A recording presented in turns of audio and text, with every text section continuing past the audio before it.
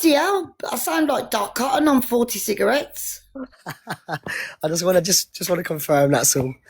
I Yeah. don't know. I don't know how people sound, so I just don't want to offend anybody. So I just have to check. You know what I mean? Okay. Can you box Alicia after me? I'm just Because gonna everyone's speak. asking. Because everyone's asking. I'm not going to.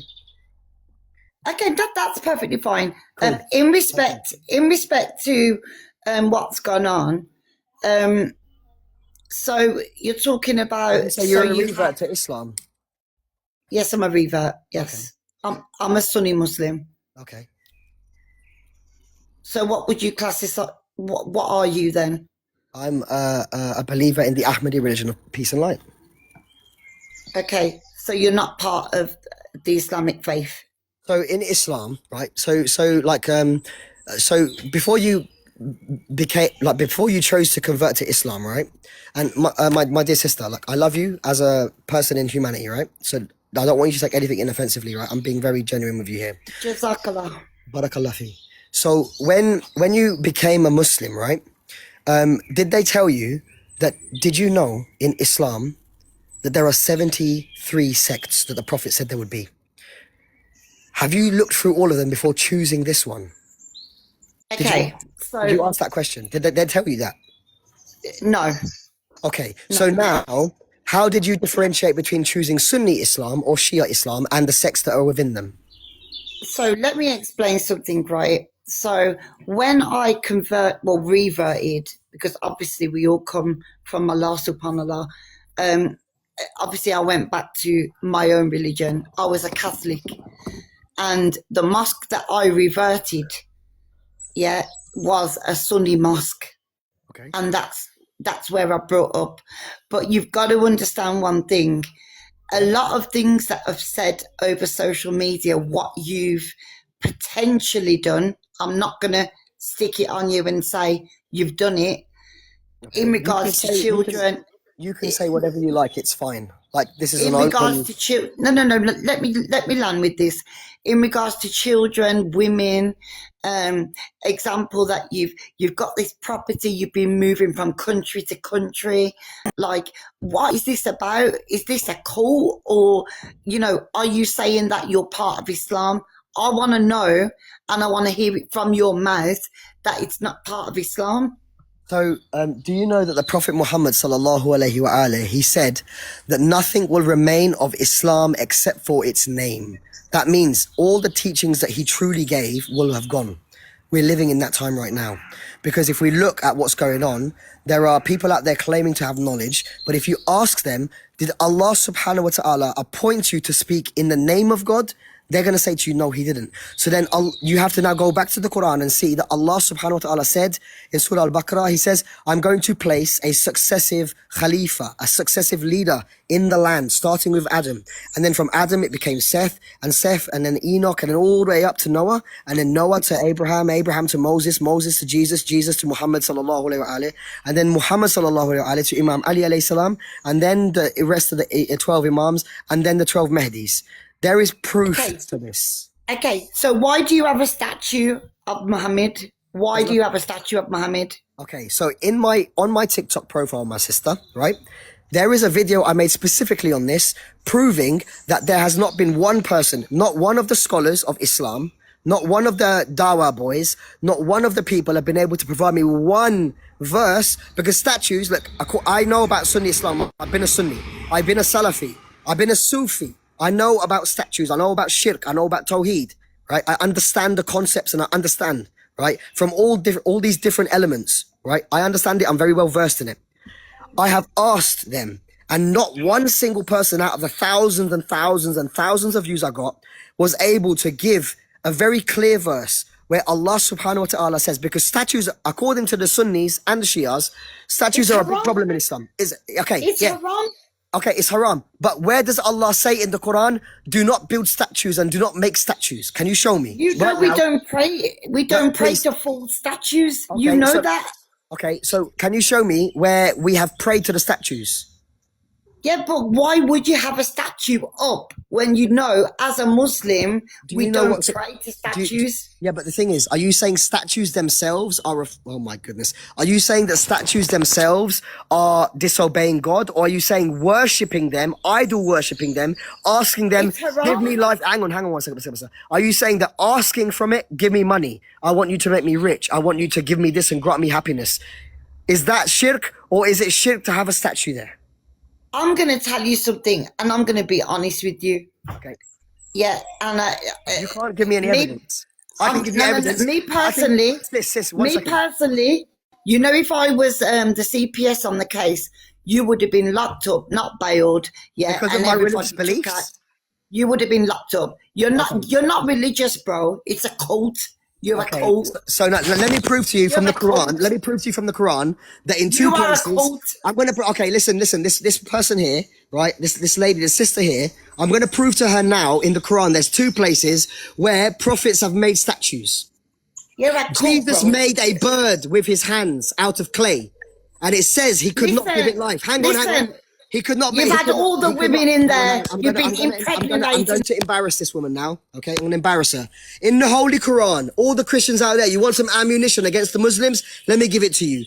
In the Holy Quran, there are two verses in the Quran which state. The first one says that Jesus made a bird out of clay. If I made a bird out of clay, that is a statue. Now, according to the people like this, that Sunni woman and the Shia people, you cannot give it life. But according to the Quran, then it's a statue. He made the statue of his own hand. And another occasion, Prophet Solomon, peace be upon him, Prophet Solomon, Sulaiman alayhi salam, is recorded as ordering the making of statues. In fact, in his area, there were steps that had statues of lions on it. So don't tell me that after you can't give me any proof from your Quran, the statues are haram. You just say it's haram, but you provide no evidence. You know what's haram? Saying that God made something haram when God did not say it's haram. You cannot bring me one verse from your holy book, which is, it says about itself that the Quran is a guidance for all matters. And yet, in the Quran, there is no guidance stating that you're not allowed to make statues. This woman has made the accusation that we have a statue means we worship it. This is exactly the ignorance I was referring to. She wants to come up here and try and be smart with me. I was being very respectful with her. But she wants to come up here and try and challenge me in matters of religion. She hasn't got a clue who she's talking to. I've been taught by the Qaim of the family of Muhammad, Abdullah Hashim. He taught me everything I know. And I have experience in dealing with people like this. That's what I was saying to the people in the far right. These people are the ones who are instigating these protests. They haven't got a clue what they're talking about. They don't even know what they believe. It's in their own holy books that the prophets made statues. And they want to sit there and come to me and say, if I was CPS, if I was CPS, I would have locked you right up. Like, what does CPS have to do with my religious beliefs?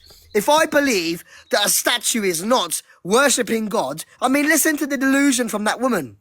Those of you who are Christian, who have grandmas and granddads, and you have mums and dads who like to put a statue of Cupid or an animal like a squirrel or a little gnome in your garden, she's making the claim that because you have it, you worship it. Do you see the delusion that's coming from these people that claim that they are people from God? Do you really think God's that pitiful and God's that unfair that you can't have a statue without people thinking that you're worshipping it? What absolute ridiculousness. Absolute ridiculousness. How dare these people come here? These people, they come here and they make a statement that God has made it haram. Show me where God says it's haram. You can't. You can't find anything for me where Allah himself is saying to you, and I command thee not to make statues. I command thee that statues, if you have it there, it's a form of shirk. When his messengers and his prophets were making them with their own hands. And on that note, I'm going to love you and leave you, and I'm going to be back in 2 minutes. And look, all the Muslims getting triggered in the comments. Look at all the Muslims getting triggered. You see, this woman came up here. She wanted to ask questions about my religion, and I answered them. She's not prepared to accept it. This is the reason why I don't take Muslims on live, because they're so close-minded, they're hard-hearted, and they're not prepared to listen. These are the people you've been siding with who have instigated these protests, who've instigated this investigation, who've manipulated people into saying things that are not true about us. You have sided with people like that. That woman would have you believe, right? That woman wants you to be forced and living in a Sharia country. They want to force the belief. Look at that, what she was talking to me. Look at, she wants to use the government against me. I've done nothing wrong, right? I committed no crimes. And she wants Child Protective Services to come here and lock me up, take away my kids. For what? For saying that God didn't say that a statue was worshipping an idol? Do you see the ridiculousness of these people? They will happily sit there in their lives on TikTok and they will sit there and they will herd immunity each other. They'll support each other in this delusional thinking about religion. This is the problem. This is what I was talking about, that sister Foster earlier on, that they don't even know what they believe. She had nothing. The only thing she can say to me is, I'm going to get the authorities onto your case. Ridiculous. This is the sort of behavior that they put themselves into. Look at how they're behaving. It's absolutely disgusting. Lock me up. What crimes have I committed? I have the right to freedom of speech. I have the right to practice my religion. We're an official religion and we are practicing it. And we are going to believe in it, and we're going to enforce our religion on ourselves, how we believe and deem it fit from our imam. The problem is, these people have been led by people who have no authority in the religion to represent the religion. You're coming up here saying that God said this and God said that. No. You do not speak on behalf of God. I speak on behalf of God. She had no clue about the will of Prophet Muhammad. Peace and blessings be upon him and his family. She has no clue about it. So, what you just saw are the people who come here and they attack us. We're not Muslims. These people want to turn your world upside down. We don't want that for you. That's the difference, you see. That woman that came in here, they don't even see us as a sect in their religion. She wants me to say I'm not a part of her religion. I asked her a simple question. I said to her, and you know what? I know what she believes. I know what the Sunnis believe because I used to be one, right? The Sunnis believe that if you're a Muslim and you pray your prayers and you give to charity and you do those 5 pillars, you're going to paradise. Look at the gibberish coming out of their mouths, right? Number 1, okay? I asked her, did you know that the Prophet, when you first became a Muslim, when you first chose to accept that religion, did they tell you that there are 73 different versions of Islam? She said no. So my question to her is now, how do you know that the one you're in is the right one? How do you know? There are 73 different sects. They all believe something different. You're going to be questioned by your God on the Day of Judgment, in your version of the Day of Judgment. And God's going to say to you, he's going to say to you, I'm sending you to hell. You're going to say, why? Allah, why? Why, Allah? Why are you throwing me to fire? I worshipped you. He's going to say, no, you didn't. Then you're going to argue with him. And he's going to say to you, did the Prophet not tell you there were 73 sects? Yes, he did. I found that from NASA. And then they're going to turn around and say, yeah, but he's an apostate. He's a kafir. Allah's going to say to him, no, but he gave you a message. There are 73 sects. And you didn't even choose to investigate any of them except for one. How do you know your ones are correct? Because my husband is a Muslim. Because this sheikh from Westbourne Road Masjid said that it's the right path. Because I follow Abu Bakr, Umar and Uthman. Lanatullah alayhi upon them. Don't give me this nonsense. You're going to be thrown into your fire. You've sacrificed yourself. You've not used your brain. You need to go and look at the different sects. You need to investigate them all and then determine which one is the best one. Which one is the correct one. The only one that is truthful is the one that holds on to that document that Prophet Muhammad said before he died. I'm going to write for you a document that if you hold on to it, you are never going to go astray. That's the document you need to hold on to. That document was written and was given to Imam Ali alayhi salam.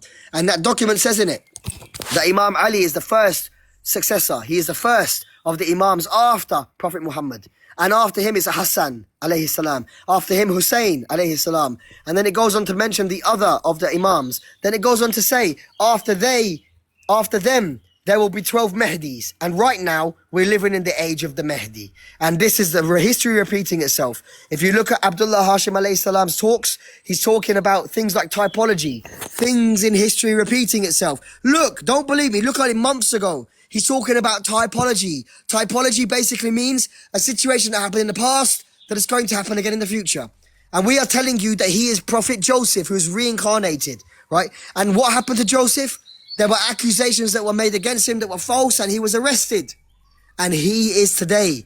Accusations have been made against him, and they are false. And he has been arrested, and he's been released. And now we have to go through the process of typology. He was saying it then, it's happening now. For those of you who are seriously looking into this religion, asking yourselves, is this religion something that is genuine and legit? Look at the videos of Abdullah Hashim. He even made a video, the Mahdi gets arrested. Go and watch that video. He made this ages ago. So you see, Abdullah Hashim, alayhi salam, he has that connection with God. He has that foresight. He has that knowledge. He understands. He's a person who has seen many incarnations, many generations of people alive on the earth. And he is here today, and he knows us all, and he sees the darkness within us, and he sees the light within us. And if you want him to see the light within you, then I advise you people, go and investigate what he says. Because God says in the Quran, in Surah 49, chapter 49, verse 6, "O those of you who believe, if a wicked person brings you any news, investigate it, in case you harm them in ignorance," meaning in harm them and you didn't know, "and you will become of the regretful later." I want to go, but I don't want to go, if you get my drift.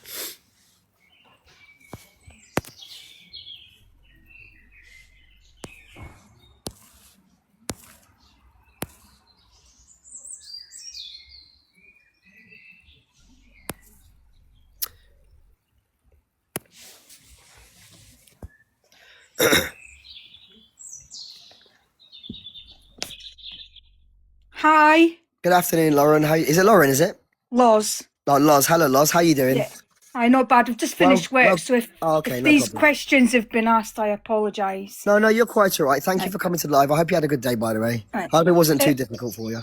No, thank you. You're welcome.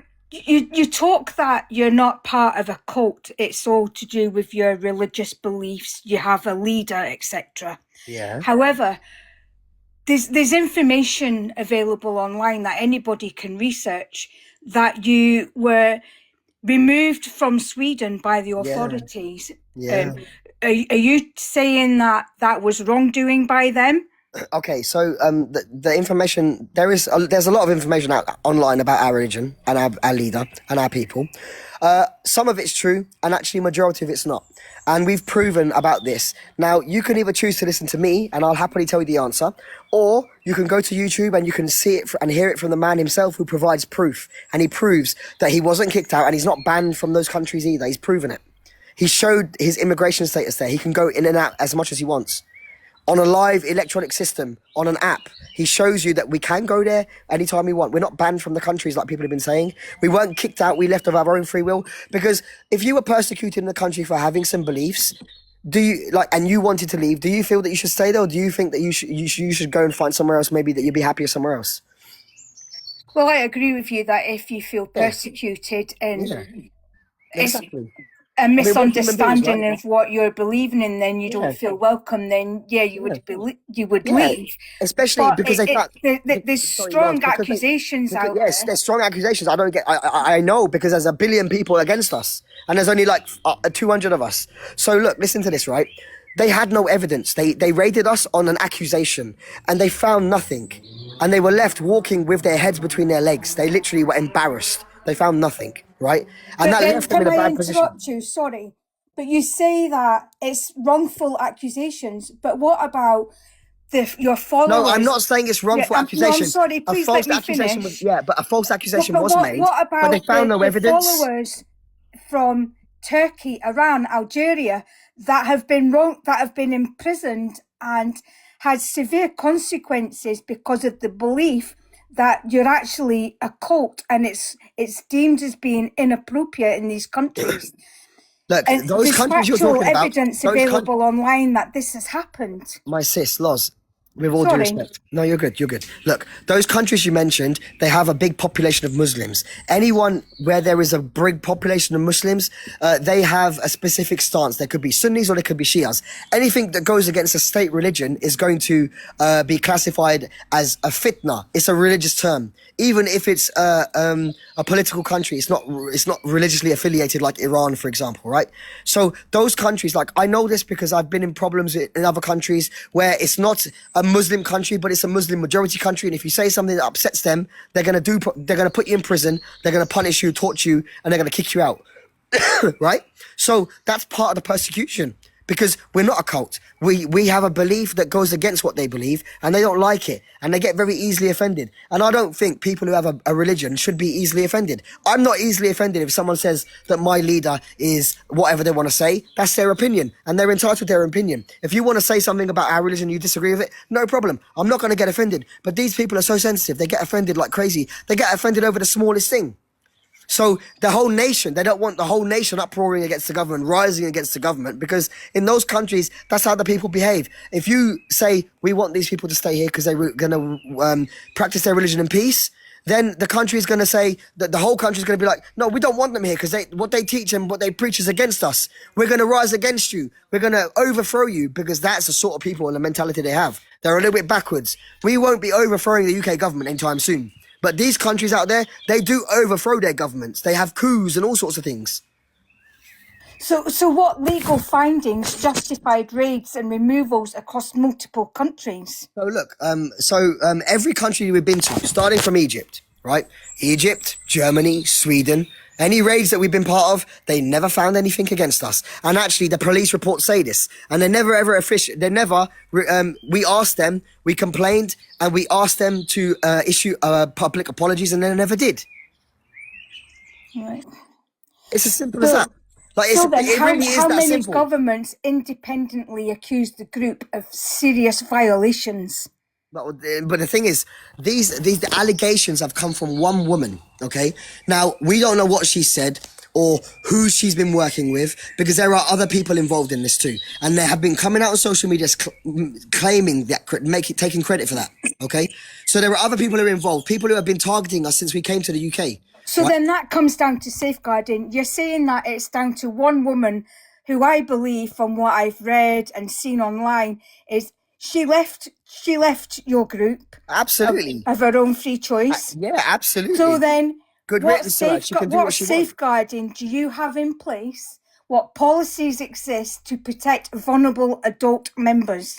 Look, when I first joined this, this religious movement, right, the Ahmadi Religion of Peace and Light, I was taught that anyone seeing anything that is very sus, right, or if you see people who you feel like are being abused or battered or endangered, then you can tell them this is the information. And we were given the details of local authorities and women's refuges and stuff like that we can tell them about this. I remember this like it was yesterday. We were given pieces of paper saying, look, if you see anything that you feel that, and this was like a year ago, right? This happened, right? So if you see anything like this, report it.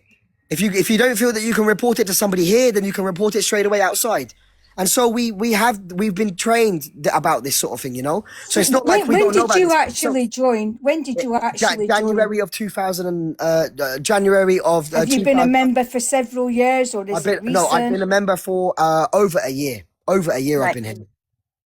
And how does it benefit you? Because is it not believed that to become a member, you have to sacrifice all your worldly possessions? Yeah, absolutely. Look, I came here, I made my sacrifices, and I was happy to because I owned everything that I have, and I want to live a life like Jesus did. I mean, it's saying it in the Bible too. I mean, this is a Christian country. The Christian population should know this, right?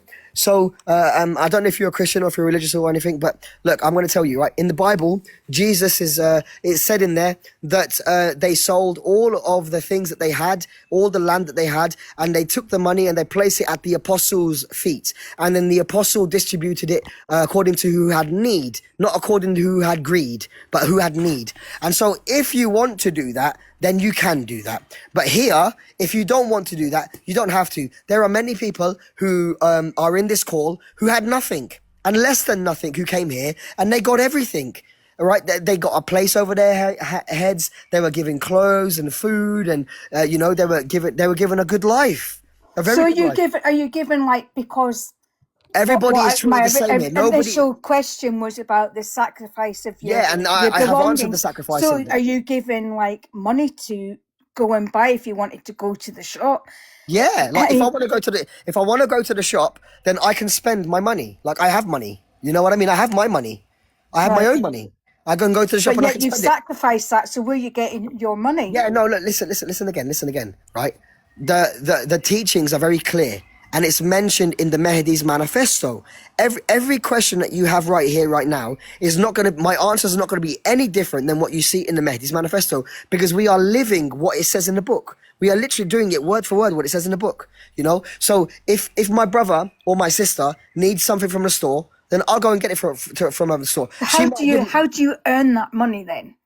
So look, some of us work jobs, some of us have businesses, and some of us, we might not do that. And some people in the community might say, you need some money, here you go, bro. We don't expect it back. They don't expect it back. Right. There are some people who are well off. There are some people who are poor. There are people of all different places and all different life. They come from all different places and all different walks of life. And like, not everybody here is rich and not everybody here is poor. There are some people here who are regular, you know, and there are some people here who are looking for a job, and there are some people here who have jobs. Like, we do work, we do contribute to society too. It's not like we're all stuck in one place and we can't do anything. Like, people's perspective needs to kind of grow up a little. I'm not saying this about you, by the way, just let you know. No, I'm fine. I'm just sorry. I'm just interested, and I do have questions. That's cool. I'm just going to let you know, you're my last guest, because I'm going to go and have dinner. And I